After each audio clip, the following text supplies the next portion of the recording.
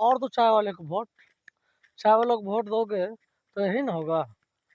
US को आंख दिखा के बात करेगा, चीन को आंख दिखा कर बात करेगा, यही सब ना होगा भाई। चाय वाले को वोट दोगे तो गजब को धोया है यार मोदी जी ने यूएस को, अमेरिका को, कि अमेरिका का कोई दबाव नहीं चलेगा मेरे ऊपर। वो रोके या ना रोके, वो आदेश दे या ना दे, हम तो तेल रूस से खरीदेंगे ही खरीदेंगे। वाह, गजब का चीज़ बोला है मोदी जी ने। सुनने को कान तरसता था कि कोई हमारे नेता अमेरिका को आंख दिखाकर बात करे और जवाब दे इस तरह से।